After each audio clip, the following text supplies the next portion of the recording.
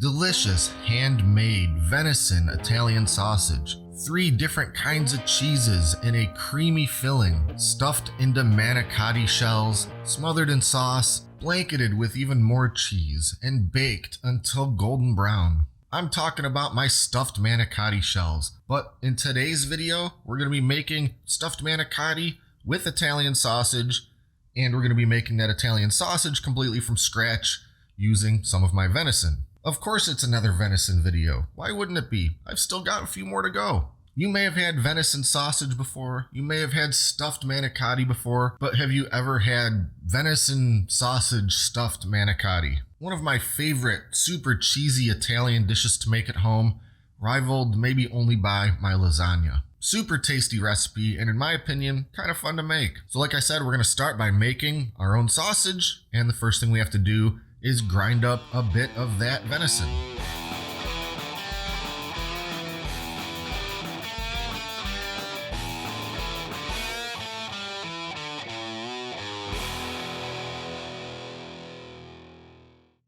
With the medium grind plate on my meat grinder, the first thing I have to do is, well, grind some meat.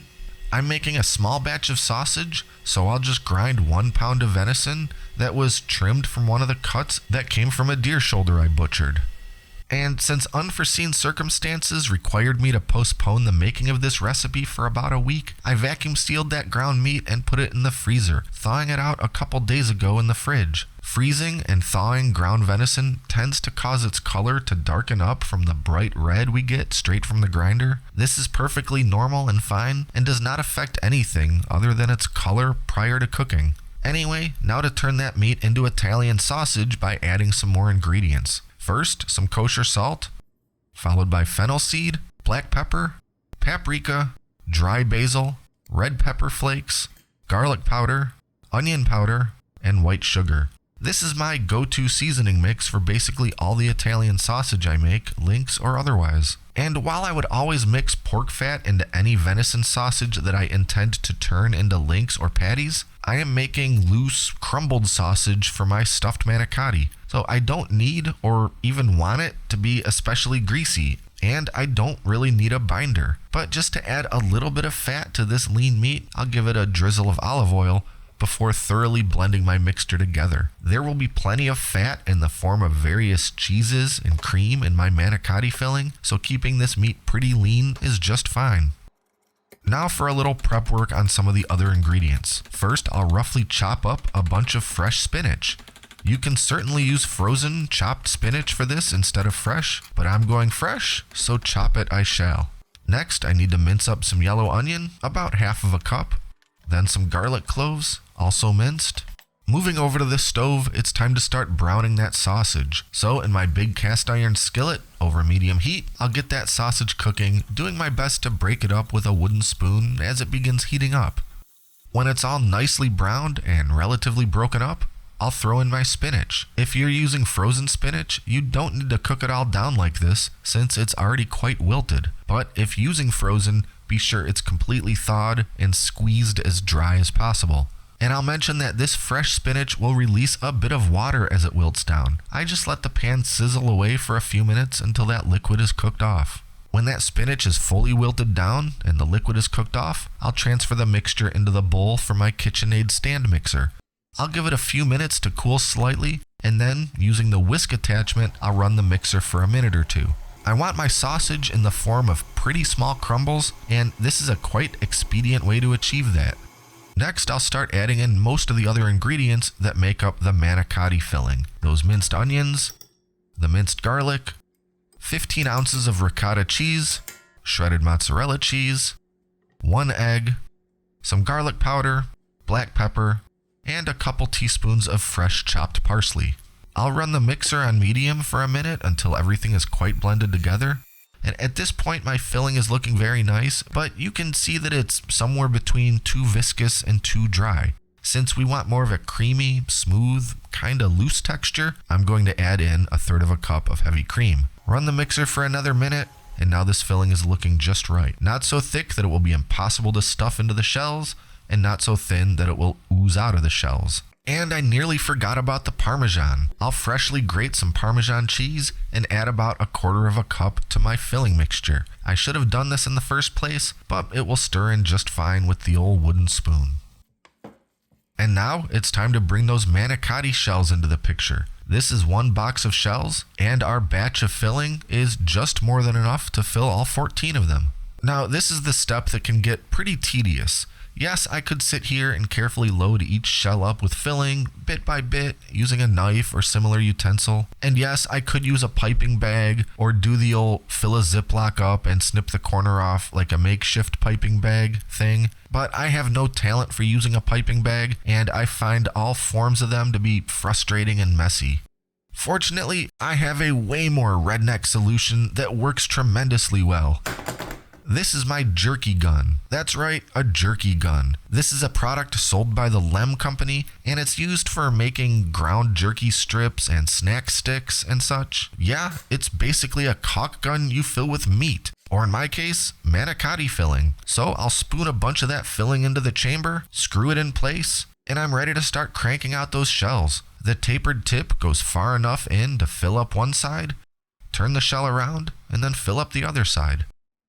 As I've said, I've got no piping bag skills, but I used to be a professional house painter, so I definitely know my way around a caulk gun.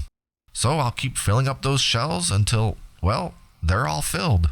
And by the way, I only had to refill this thing's chamber 1 time during this. It holds quite a lot of filling, enough to do 7 shells before reloading. And as I said, this batch was just more than enough to do 14 shells. I do have a little bit left over, which is always better than not having enough.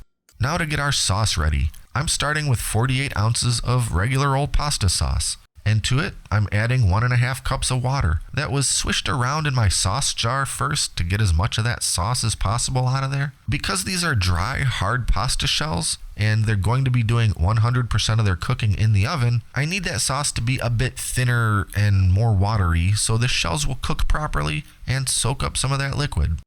Now into my casserole dish, I'll ladle in just enough sauce to cover the entire bottom. And now I'll just start setting in my stuffed shells and arrange them in any way they'll all fit in there. Now to ladle in more of that sauce mixture over top, enough to just cover all of the shells. Then I'm covering with some more mozzarella cheese, and some more Parmesan cheese, and a sprinkle of parsley just to make it pretty. And now it's all going into a 350-degree oven for 55 minutes. Depending on your oven, you may need a little bit longer to make sure those shells are nice and soft. For me, 55 minutes is about the sweet spot. Okay, it's out of the oven, and I'll just let it cool for a few minutes before I try getting in there. I'll mention that some stuffed manicotti recipes seem to just have a little sauce drizzled on top, and I guess those can make for some pretty food photography, but when it comes to actually eating, I want my shells to be coated all over in some of that sauce, even if it means I can't actually identify a single manicotti shell in that dish after coming out of the oven, because that's not going to matter at all once I scoop a couple out of there and start eating. Time to give all that cheesy, sausagey, spinachy deliciousness a taste.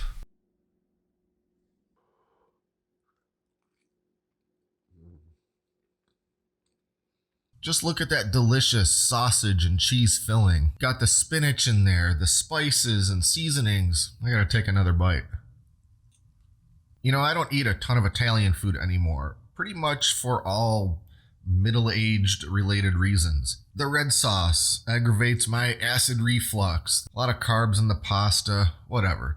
But when I'm going to go out of my way to make a nice Italian dish, I'm probably going to kind of go all out to make it worthwhile. And I used to make this stuffed manicotti a lot, almost this exact same way, except I didn't used to put any kind of meat in it. And then I started thinking, why not incorporate some ground Italian sausage in there, which then of course translated very well to using venison Italian sausage.